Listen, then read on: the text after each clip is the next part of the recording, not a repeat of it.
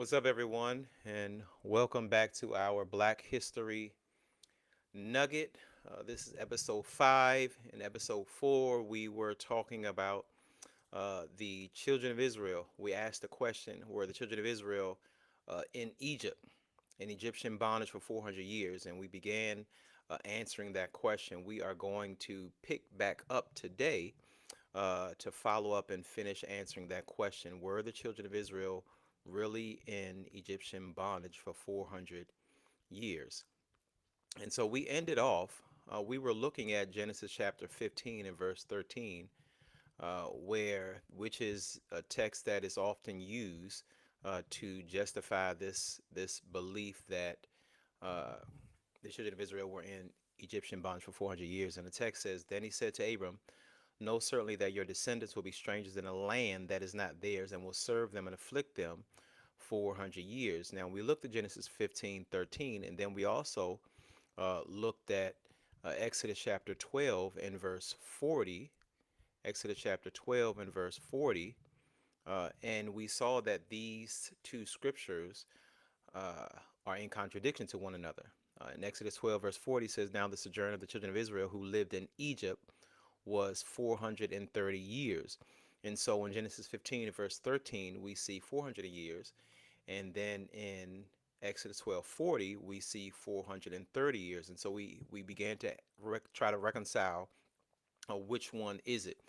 And we learned that in the Samaritan Pentateuch and in the Greek Septuagint, it actually reads Egypt and Canaan, instead of just Egypt, which makes a lot of sense. And we'll unpack that a little bit more in a moment. And so, but if we continue on in Genesis chapter 46 and verse 26, it says, "All the persons who went with Jacob to Egypt, who came from his body, besides Jacob's sons' wives, were 66 persons in all." So, besides Jacob's sons' wives, there were 66 people who Egypt, went into Egypt with Jacob. And then it says in Genesis 46, verses 8 and 9, "Now these were the names of the children of Israel, Jacob and his sons, who went to Egypt. Reuben was Jacob's firstborn. The sons of Reuben were Hanok, Palu, Hezron, and Carmi. The sons of Simeon were Jemuel, Jamin, Ohad, Jachin, Zohar, and Shaul, the son of a Canaanite woman. The sons of Levi were Gershon, Kohath, and Merari." So going into Egypt was Levi. Sons of Levi were Gershon, Kohath. Kohath was one of the sons that went in. Uh, in Exodus 6 and verse 18, it says, "And the sons of Kohath were Amram, Izhar, Hebron, and Uzziel. And the years of the life of Kohath were 133." So you have you have Kohath who goes in, and it says the years of his life were 133. So he lived 133 years. He has sons. One of the sons was Amram. So Kohath would live 133 years. Exodus chapter 6 and verse 20 says, "And the years of the life of Amram, which was Kohath's son, were 137." So Amram was born in Egypt. He lives 137 years. Okay? He lives 137 years. He's born in Egypt. Then it says Moses, who is Amram's son, was 80 years old, and Aaron 83 years old when they spoke to Pharaoh. So when they speak to Pharaoh, they're of course speaking to Pharaoh in order to lead the children of Israel out of Egypt. Out of Egypt. So Moses left Egypt when he was 80 years old. Now remember, Moses was born in Egypt. So you have Kohath, who lived 133 years. You have Amram, who lived 137 years. And then you have Moses, who led them out at 80 years. Now, this is the thing: 133 plus 137 plus 80 equals 350 years. 350 years. So Kohath comes in, he lives 133 years. He lives 133 years. He has his son, Amram, who lives 137 years. Amram has a son who would lead the children of Israel out of Egypt at 80 years old. Now, we understand that when Kohath went in, he was not a baby, but we can just assume, let's assume, just for the sake of argument, that Kohath was a baby when he went into Egypt. We know that he was not 133 years old also when he had Amram, which means that their times, the 133 and the 137, would have overlapped. But if you choose to just say they went in as he went in as a baby, 133, he lived 133 years. At 133 years, he would have a son. His son would live 137 years. And then his son would have Moses, who would lead the children of Israel out at 80. That would be 350 years at the very most that the children of Israel could have been in Egypt. 350 years, which means that the children of Israel were not in Egypt 400 years. They were not in Egypt 430 years. They were not in Egyptian bondage. They were not in Egyptian bondage for 400 years. So let's continue on.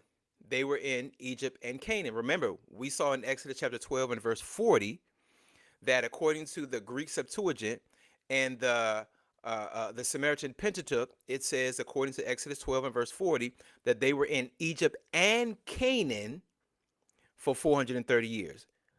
But how do we know? How do we know that they were in Egypt and Canaan for 430 years? How do we reconcile that? Well, in Galatians chapter 3, verse 16, it says, now to Abraham and his seed were the promises made. He does not say, and to seeds as of many, but as of one, and to your seed, who is Christ. And this I say, that the law, which was 430 years later. So from the time that Abraham receives the promise until the time that Moses receives the law was 430 years. 430 years. From the time that Abraham received the promise to the time that Moses received the law was 430 years. Genesis 12, verse 2 through 4. I will make you a great nation. I will bless you, make your name great. You shall be a blessing. And Abram was 75 years old when he departed from Haran. So Abram receives the promise at 75 years old. He receives the promise when he is 75 years old. So Abram departed as the Lord had spoken to him, and Lot went with him. And Abram was 75 years old when he departed from Haran. So 75 years old when he received the promise. Okay? 75 years old.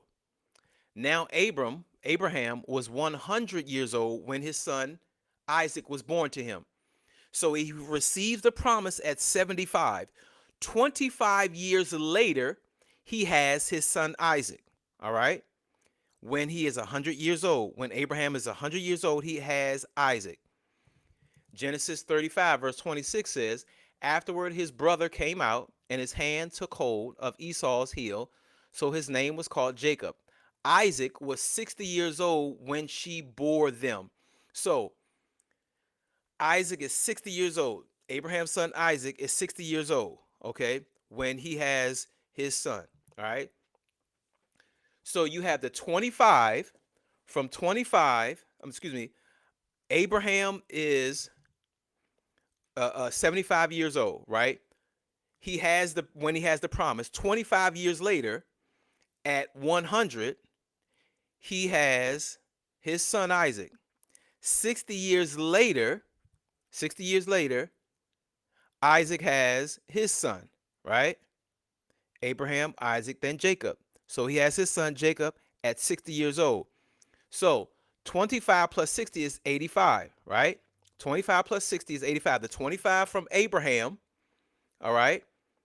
Because after he had the promise, so from the time of the promise at 75 years old, he receives the promise at 75 years old. When he's 100 is when he has his son Isaac. 60 years later, Isaac has Jacob. Genesis 47 verse 9, and Jacob said to Pharaoh, the days of the years of my pilgrimage are 130 years old. 130 years. So Jacob dies at 130. So you have what? Promise received at 75. Isaac is born at 100. Isaac has Jacob when he is 60 years old. When Isaac is 60 years old, Jacob arrives in Egypt. Jacob arrives in Egypt at 130. All right? 130. All right? So you have 25 plus 60 plus the 130 equals 215. 215. 215, which means 215 years in Egypt and 215 years in Canaan. So remember, 215 years in Canaan, because remember, Abraham is in Canaan when he has the promise, when he receives the promise. All right. So that total is 215 years. Now remember, we said it's 430 years. So we were trying to figure out, where does the 430 years in Exodus chapter 12 in verse 40 come from? Okay? Because remember, it says in Egypt and Canaan for 430 years, not just Egypt. Now in your Bible, it says just Egypt. But when you look at the note at the bottom of your Bible, it says Egypt and Canaan.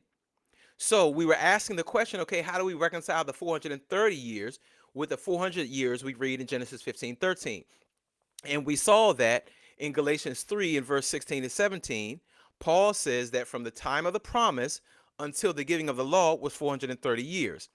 From the time that Abraham received the promise to the time that Moses received the law was 430 years. So that 430 years was 215 years that the children of Israel were in Canaan, and then 250 years that they were in Egypt. Which means that they were not in Egypt for 400 years. They were not in Egyptian bondage for 400 years. Interesting. Which means that,